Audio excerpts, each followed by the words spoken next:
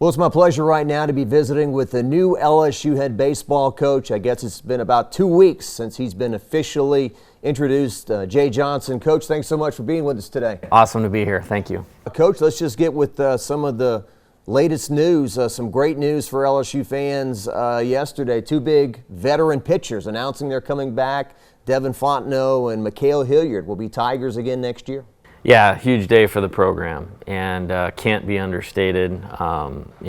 Most of my time, to be honest with you, since I've been here, has been kind of re-recruiting some of those fringe pro/draft guys, and watching LSU in the postseason. I got a chance to see a little bit of their regional at Oregon and super regional at Tennessee. When I accepted the job, it was kind of a first order of business type deal to spend a lot of time with Devin and Mikhail, which I've been able to do over the last couple weeks, and very proud of their conviction and their ability, their passion to be at LSU, and they'll be a huge part of us in 2022. I had heard that Devin Fontenot was the guy you were talking to at 11 o'clock at night in front of the stadium about coming back. Yeah, and having done this a couple times before and restarting programs, that first year, I think you really have an opportunity to capture the team, and have everybody's attention, with maybe a new process of development. But that's only good if you have the right pieces in place. And when you look at Devin and Mikhail, their on-the-field contribution is and will be significant next year. But then the leadership qualities that they can bring to the table in terms of experience, successful postseason experience. They'll be 22, 23 years old and have been through the battles of the SEC and the wars. So having that comfortability with their experience and their ability really gives us a lift in getting started on what we want to do here. And I may be getting way ahead of myself, but does Devin want to start some games? That will be a possibility for sure. And Mikhail, just losing his father, just a terrible thing. I would imagine being around his LSU baseball family for one more year will kind of help him through these tough times. Yeah, heartbreaking. I went to the service last Saturday. It was a beautiful service, and talking with Mikhail and his relationship with his dad, I can't imagine, what he's going through right now, but he's shown a lot of maturity in dealing with such a difficult circumstance and being there for his mom and for his family. I really think shows his character and shows his maturity, and really happy that he will be here, have the support system that he does have at LSU, and be a part of his journey, and really impressed with him as a young man and how he's responded to this adversity. We were talking a while ago, the 4 LSU signees who were drafted, we shouldn't spend a whole lot of time talking about them because they're gone. Yeah, if you're drafted yesterday, there's a 99% chance you're signing. I don't have any indications that those guys aren't going to move on with their professional career. Your new hires, Jason Kelly, this guy looks like a man's man, like somebody who'd be chopping wood or something. He's your new pitching coach, a guy you're very familiar with. For sure, and looking at the team and the roster and where we want to and need to improve to be an Omaha caliber team again, it starts and ends with the pitching staff. And having an opportunity to compete against Coach Kelly for a long period of time, I've got a chance to see how good and how complete of a pitching coach he is. There's a lot of layers to that. It's like the offensive line coach in football. If that unit's not right, it's really hard for the team to function at an elite level. So he's a great in-game pitching coach in terms of pitch calling. He's great with preparation in terms of developing, long toss throwing programs for pitchers' health. He's great at developing other pitches. He's up to date on all the new technology and advancements in baseball to help those guys improve. And most importantly, he's a great relationship guy. And I think if you're going to develop pitchers, that trust has to be there for him to be successful in implementing his development program for our pitching staff, and that's where I have the most confidence with him. He's a great person. I think our players and recruits are really going to gravitate towards his teaching style. Is it a fine line in training these pitchers and getting their endurance up as much as you can, and then fearful of injuries? You have to be aware, and that's what I'm very confident with Coach Kelly, is he has made the most of the talent he's had both at all 3 stops at Cal Poly, Washington, and Arizona State. And so looking at some of the talent that I believe we have on the roster, I think he's excited about working with that talent, that it can be developed to maybe just another click. And I think he's the right guy to do that. You're coming from obviously a baseball conference that's got a lot of prestige and tradition. Is the SEC even more difficult in terms of Friday night, the guys we're going to see, the aces from Vanderbilt and Florida and Arkansas?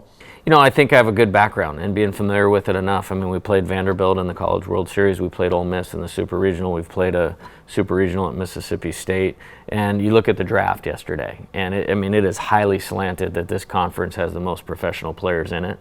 And it's something that's very appealing. I look at this as the ultimate challenge, and I've said we're not going to win just because it says LSU on our hat or Tigers on our jersey. There's a process that needs to be in place to develop our players, to develop our team, and develop our program to compete at the highest level, because that's what this conference is. Have you walked around outside here and kind of daydreamed a little bit about 10, 11, 12,000 people in Ellick Box? Can't wait. You know, I mean, we've got a visual right here on the wall, and it's one of the things that drew me here, to have a school, to have a state that's so passionate about college baseball. I really think this environment is unmatched. We have a beautiful ballpark, in my opinion, the best stadium in college baseball.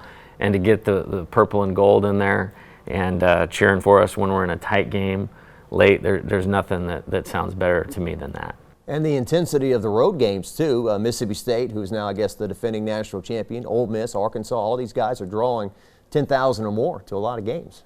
I think that's because of LSU. I think that's because of Skip Bertman, you know, creating the interest in college baseball that he did. And those programs have done a good job in raising their bar in terms of those things. And it makes it really exciting for our players. I don't think there's a better environment that you can prepare yourself better to be a pro baseball player than the top of the SEC, and specifically at LSU with what they get here day in and day out. Dan Fitzgerald is your new recruiting coordinator. You know, a lot of people hadn't heard of Dallas Baptist until recent years, and they became this power with him recruiting there. Talk about him and the addition to him to your staff.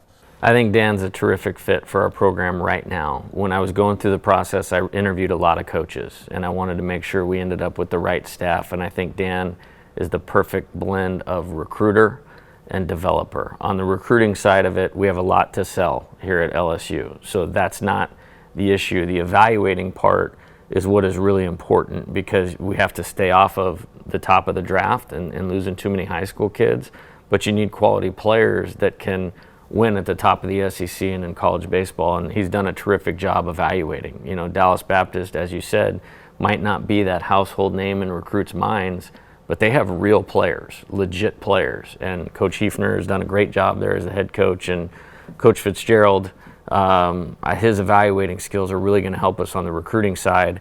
And then he fits well into my model of building the coaching staff and is going to be excellent for our players. He'll coach third base.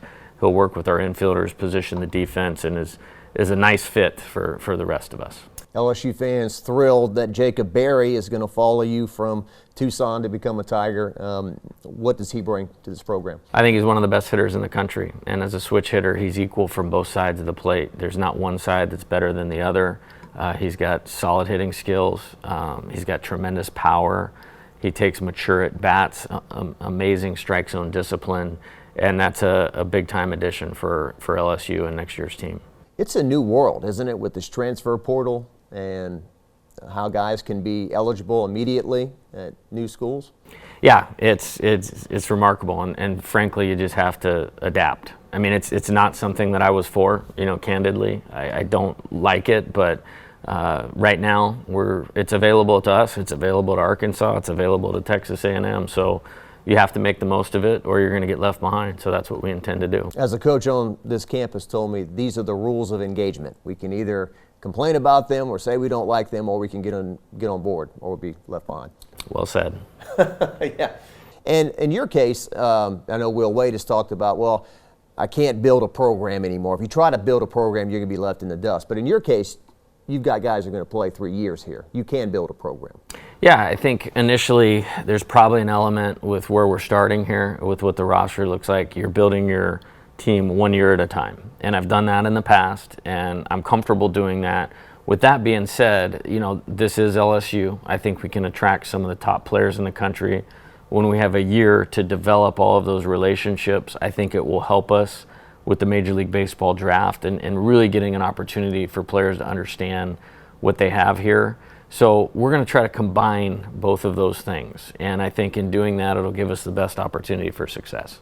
And there's also the flip side of, hey, stick it out, try to get better. I think Drew Bianco, he entered the transfer portal last year, took his name out, came back, and had some struggles, but down the stretch for LSU was a very vital part of their success in winning that regional. No question about it. I got a chance to watch that Monday night game against Oregon live, and Drew was a big reason that LSU won that game. And so to have old players in your program is so important. When you look at Drew, we talked about Devin and Mikhail. What a great opportunity for me to start with those guys that have been through some of the wars, that have had to get through some failure, that have experienced enough success. I think that gives us a good foundation of leadership, and that's so critical in terms of what we're trying to do. Well, as you said at your press conference, I'm not rebuilding, I'm rebooting. I know Coach Maneri joked perhaps the best job he ever did was in the first year when they won 29 games. I think after fall ball, he said, I thought we were going 15-40 or something like that. But when you take over a team that made the Sweet 16, so to speak, of college baseball and a super regional, you got to feel good about moving forward. It's LSU, and like I said, with that, we're not going to win just because. I like the talent that's on this next year's roster. However, we have a lot of work to do in terms of creating the environment, team culture, work ethic, all of those things that are required to be an Omaha caliber team. And we don't have a player on the roster that has played in the College World Series yet at this point in time. So there's going to be a lot more required of them in terms of what we're going to bring to the table on a daily basis. They're going to be pushed, they're going to be worked, and put in a position to be the best version of themselves. And if we can do that, then I think we can accomplish some great things. How difficult is it to be old school in today's climate?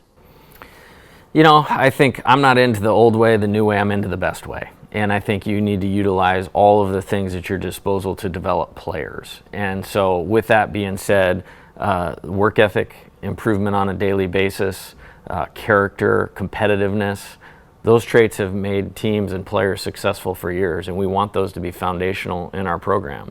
With that being said, there's a lot of advances in player development that we also have available to us to use. So we're going to combine both of those things to help put our players in position to be successful.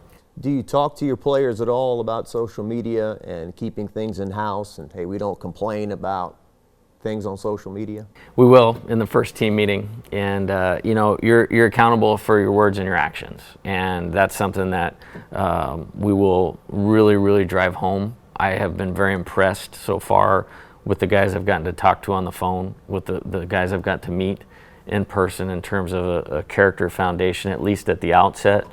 But that will be a day one thing, and you have to pay attention to what you're doing, and I think we'll be fine in that regard. I want to talk to you about a few of the players coming back, but while we're on it, what is your opinion on the name, image, and likeness movement? I think it's a great opportunity for players at this institution, and in the NCAA, all things are not created equal. I think at LSU, with this town, with this state being so passionate about the Tigers, our players are going to have an unbelievable advantage to improve their brand and push themselves forward in a way that has never been available before. Would you like your players to run these offers by you before they appear in a magazine or online? You may come across something and say, oh, I wish you wouldn't have done that. Do you want to see these things in advance? I'm still learning relative to this. I do have to commend Scott and Stephanie and Dan and everybody in the athletic department. We seem to be on the cutting edge or the forefront of this relative to college athletics. I know there's going to be a bunch of educational pieces with the players when they return, and I think using good judgment in anything you do in life is really important. And this is just another layer of college athletics that we're all going to kind of get used to, but I think it's awesome that the players have a chance to take advantage of this. Well, especially in your sport, which a lot of people feel like it's treated like the redheaded stepchild when it comes to scholarships, and these guys aren't getting full rides like a football player. I think it's an awesome opportunity for them to increase their value and make something for themselves while they're playing college baseball, and I want them to take advantage of that, specifically with what you said. I was talking to Coach Burtman the other day, and we were talking about recruiting in the 90s, and the only reason that a player wouldn't choose LSU was because of money. And frankly, all scholarship systems right now are not created equal in college baseball. And so some schools have an advantage. So we're going to try to tap into that to be able to utilize it so that it can help players and families while they're playing at LSU. Also, I'd like to talk to you about, talk to me about, if you could, I guess these two guys are going to be sophomores now, and Trey Morgan and Dillon Cruz. Elite talents. Have had great interactions with them to this point. I got a chance to meet Trey a couple weeks ago, and really excited about his talent and ability. He's an excellent defensive first baseman, which I think is way undervalued in terms of saving runs. I think in terms of offense, his bat to ball skills are elite. I think a lot of his work and development over the next couple years will be in the weight room and just adding strength and athleticism. And if you do that with his baseball skill, now you're talking about a completely different animal, so to speak, in terms of what he can do on the field. And he's already one of the best hitters in the country. In terms of Dillon, it's well documented. I remember when he chose to come to LSU instead of signing out of high school, I thought it was great for college baseball, because he's one of those, once in a generation type talents. And I've coached a couple of those, so I know what they look like in terms of Chris Bryant. And I think Dillon has a lot of those same qualities. And I think what's exciting to me about Trey and Dillon, there's a ton of room for growth in the next 2 years. And when looking at this position, one of the appealing parts about it was an opportunity to coach and work with those two players. What have been the conversations with Coach Maneri been like since you got this job? It's been amazing. He is first class all the way through and through, and has made this transition as painless as possible. And when you're moving across the country and diving into a program and the transfer portal and all of those types of things, it's helpful to have somebody that's had his experience, that has had his success, that has sat in your chair for a long period of time to work with you and support you. And both him and Coach Burtman have been amazing. Are you a guy who's insulated to outside noise? I'm sure as successful as you've been, you had a weekend where you got swept, or you had a stretch of games you didn't win or play well in. Stay away from talk radio, stay away from the internet, those kind of things? I'm so engulfed in the process of winning. And I know that's hard for people to understand, but for me, it's very defined in terms of what it takes. And regardless of what's going on outside of you, it takes what it takes to be successful. And for me, I always work at eliminating distractions and eliminating drama for myself, my staff, and our players. And I feel like if you do that with the right talent and people in your organization over a long period of time, the winning takes care of itself. And so all my focus will be not where we want to go. Obviously, it's Omaha. Obviously, it's win a national championship. But my day-to-day is, what does it take to get there? And those pieces are where I spend my time and attention. I heard somebody say, Coach Johnson, he's going to make some public appearances and here and there, but he is really focused on the work. Yeah, I think I'm so excited to be a part of this program, this university, this city, this state. And I know how passionate the fans are here, so I welcome, engaging with them and that being a huge part of building our program. I view our fans as part of our team. When you look around at this environment and what it is and what it can be, that's an advantage to us. So I want to be very much in tune with the community and with our fans. With that being said, we want the same things, and that's to win every single game that we play. So again, that takes what it takes to be able to do that. Do you like music? What do you listen to? I'm a country music fan, for sure, yes. Gotcha. But I can go a lot of different ways with that, like the Rocky IV soundtrack. When I'm running on the treadmill, that's moving pretty good for me. Hearts on Fire. There you go. There's No Easy Way Out. So you say you're a country fan. Kenny Chesney, Jason Aldean. There you go, yeah. Anything else we're not hitting on that you would like to share or get out there? No, I'm very excited to be here. I'm excited for the opportunity. I'm excited to get our players here in August and get to work on our process of developing winning baseball and being an elite college baseball team. It's going to be a great challenge, and I'm really looking forward to it. That's one thing I should have asked you. This fall ball coming up for you, is this like one of the most anticipated fall balls you've ever had and most important? I'm always, excited. This past year was one where there was a ton of anticipation because of COVID and getting the previous season stopped and getting back and moving towards where we all want to go. But I'm very excited about this fall. Thanks so much, Coach. Thanks.